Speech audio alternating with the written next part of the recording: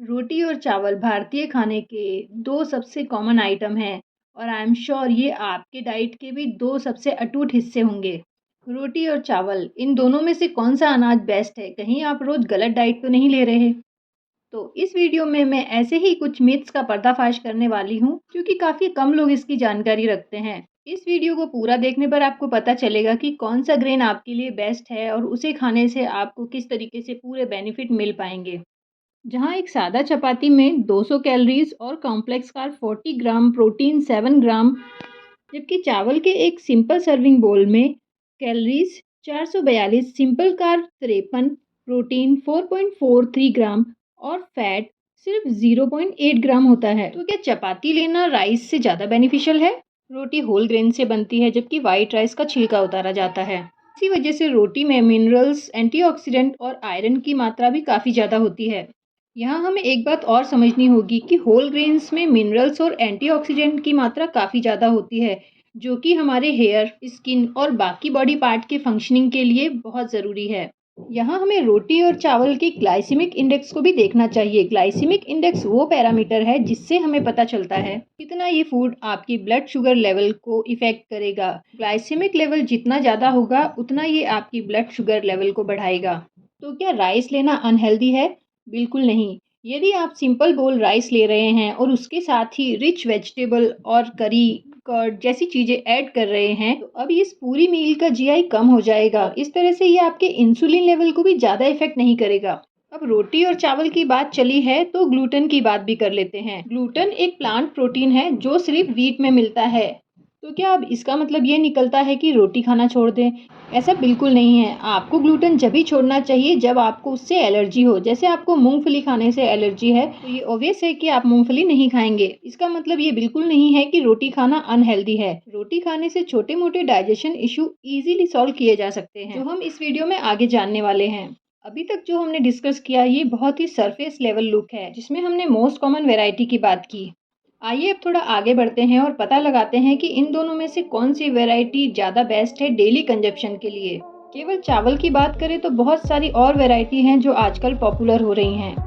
एक वैरायटी है brown rice. शुरू में मॉडर्न साइंस ने इसकी बहुत ज़्यादा तारीफ करी क्योंकि इसमें फाइबर और माइक्रोन्यूट्रिएंट्स पाए जाते हैं। हालांकि अब लेटेस्ट रिसर्च के अकॉर्डिंग ब्राउन राइस में ऐसे कुछ माइक्रोन्यूट्रिएंट्स पाए जाते हैं जो हमारी बॉडी में विटामिन और मिनरल्स के एब्जॉर्प्शन को रोकते हैं। इसलिए मॉडर्न साइंस अपना ओपिनियन बदल रही है और ब्राउन राइस को ज़्यादा रिकमेंड नहीं करती। हालांकि भारतीय किसानों को पहले से ही पता था कि चावल का असली फायदा कैसे है। इसके बारे में आयुर्वेद में भी लिखा है। इसे कहते हैं the art of hand founding. तो होता यह है कि लकड़ी से ब्राउन राइस को ऐसे मारा जाता है जिसमें एंटी न्यूट्रिएंट्स बाहर निकल जाते हैं और इसके एब्जॉर्प्शन में बिल्कुल प्रॉब्लम नहीं आती। तो कौन से हैं वो राइस जिसे हम डेली इस्तेमाल कर सकते हैं?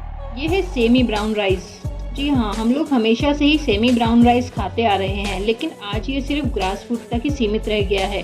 जाकर किसान से पूछ लीजिए, आपको पता चल जाएगा वो कौन से राइस खाते हैं। क्या आपको पता है वाइट राइस जो कि 1970 के दशक से ही लाइमलाइट में आए, इनकी पॉपुलैरिटी का मुख्य कारण था इनकी चमकदार दिखावट, 10 साल तक की लाइफ, साथ ही जल्दी कुक हो जाने का बेहतरीन गुण। ऊपर से कौन से केमिकल चावल को कलर और पॉलिश करने के लिए इस्तेमाल किए जाते हैं ये भी आपको नहीं पता। इसलिए आज से ही hand pounded semi brown rice खाना शुरू कर दें, जिसमें एंटी न्यूट्रिएंट्स रिमूव कर दिए जाते हैं। इसमें फाइबर रिच कॉम्प्लेक्स कार्बोहाइड्रेट होते हैं जो कि आपकी एनर्जी को क्रैश नहीं होने देते, ना ही ब्राउन राइस की तरह चुई होते हैं, ना ही पकने में ज़्यादा टाइम लगाते हैं। आइए अब रोटी की बात करते हैं जो कि ज़्यादातर होल ग्रेन से ही बनाई जाती है। ये तो आपको पता ही होगा, जब गेहूं का छिलका निकाल देते हैं तो इसमें न्यूट्रिशन वैल्यू ना के बराबर रह जाती है। होल व्हीट अच्छा है, लेकिन आयुर्वेद के हिसाब से ये सबसे ज़्यादा आलस लाने वाला अनाज है। इसलिए पूरे दिन सिर्फ गेहूं को ही खाते रहना सही नहीं होगा। तो हेल्थ प्रोस्पेक्टिव से और साथ ही वेट लॉस की जर्नी यदि आप स्टार्ट करना चाहते हैं तो बेस्ट है कि आप मिक्स ग्रेन आटे का इस्तेमाल करें। जब भी आप मिक्स ग्रेन आटा लें, इसके साथ मिक्स मिलेट फूड जरूर लें और बाद में इसे 2:1 के रेशो में मिक्स करके इस्तेमाल करें। वैसे ये रेशो को फॉलो करना कोई पत्थर की लकीर नहीं है, आप अपनी पसंद से किसी भी रेशो में मिक्स कर सकते हैं। पर्पस यही है रोटी खाने में ज़्यादा न्यूट्रिशियस हो जाए, जल्दी पचे और आलस भी न लाए।